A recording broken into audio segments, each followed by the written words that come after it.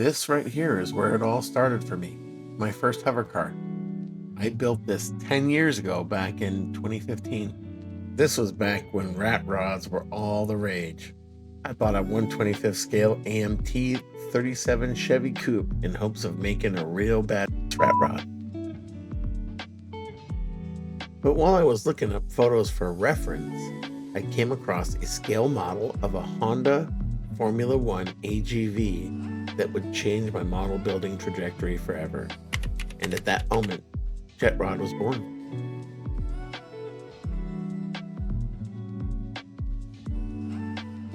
So obviously the first thing you have to do when you build a hover car is you have to remove the wheels and come up with some kind of propulsion system.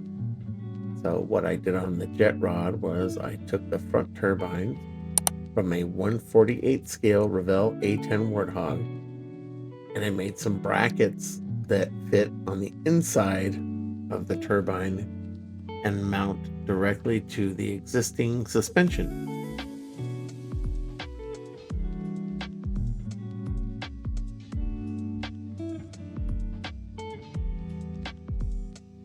I dressed these turbines up quite a bit. I put turn signals on them. And then these two vents, they after I installed them, they actually remind me of the Spitfire aircraft, World War II.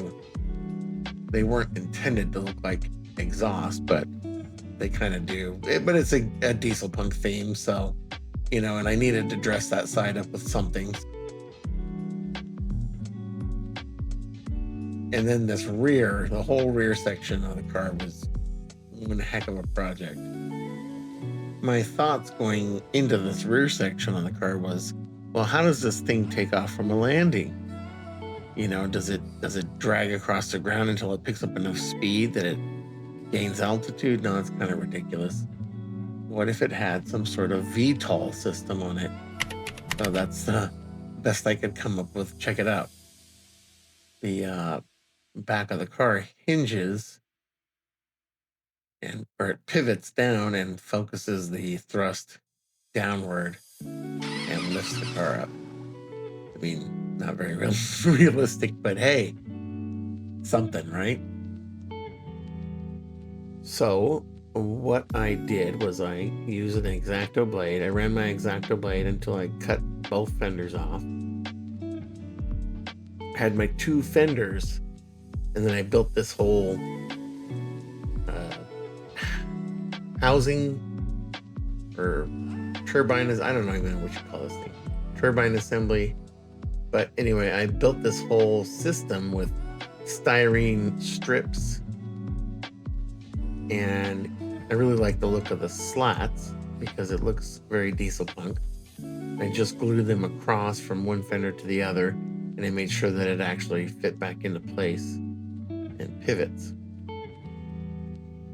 I had to glue a thicker piece of styrene around the center because the slats started to separate. So think of it like a whiskey barrel and the steel bands around it. That styrene is holding the slats together. I love little details. You can see I put different hoses and wires and vents, all kinds of little gadgets and things in there. I also put a missing bolt on this panel. Like the last time they removed this panel, they forgot the bolt. This has happened to everybody who's worked on their car at least once. And then there's the exhaust. This is a piece of styrene. It's sold as a corrugated styrene. It's molded with that pattern, so they kind of match the slats of the housing. This entire bottom piece is fabricated out of styrene sheet, different widths, and it got a little hinge on there, little hydraulic hinges.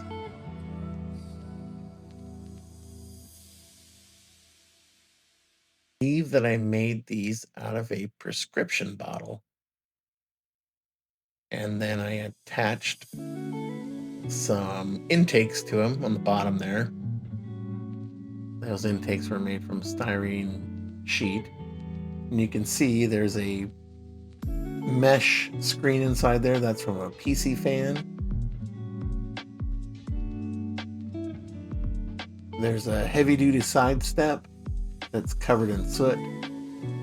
And plenty of rust holes on the body. I used the orange windows that came with the kit. This kit was a race car, and one of the options was orange windows, and I felt it gave it a dystopian look. I like the orange windows.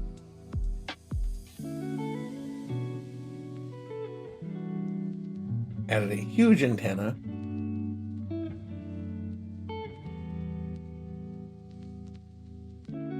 The visor came with the model kit. I always try to put a visor on. And these are the front bumpers. Normally it runs horizontal, but I split it in half and ran it vertical. The grill, I was going for a steampunk look, and there is no engine inside that, under that hood. So no need for air intake.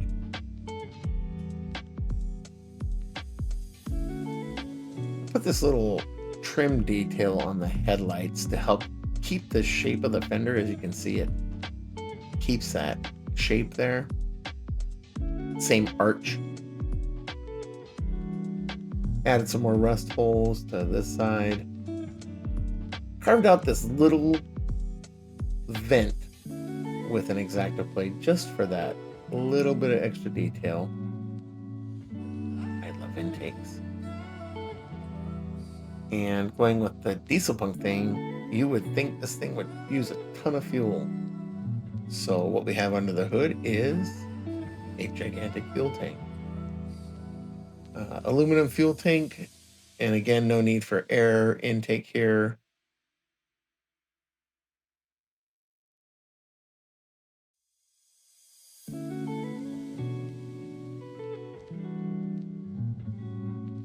Little cap comes off.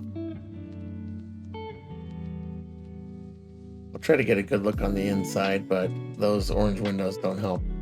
There is a computer monitor hanging from the ceiling. There's a flight yoke, a couple of buttons on the roof, and some flight controls down in there.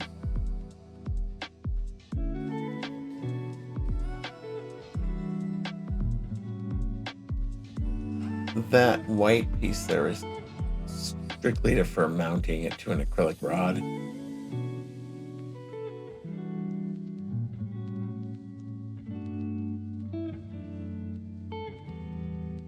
And again, this whole back end was fabricated from styrene sheet. The middle vents are styrene stairs.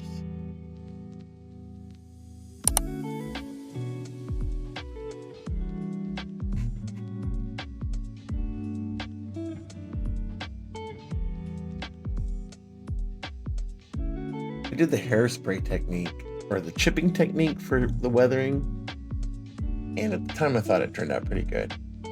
Now that I'm more experienced and I've done more weathering, yeah, there's a lot of things that could have changed. I took this a little too far. I didn't want this much paint removed. You can't even see the color scheme I was going for. I was going for a two-tone green and antique white, but I took most of the color off, so bad on my part. But, you know, it's a rat rod, so not supposed to be pretty. If you like this Origin series, please let me know in the comments. If you enjoy this type of video, please click the like and subscribe buttons. And if you want to see the next video in the Origin series, click the link above. Thanks for watching. Okay, let's go.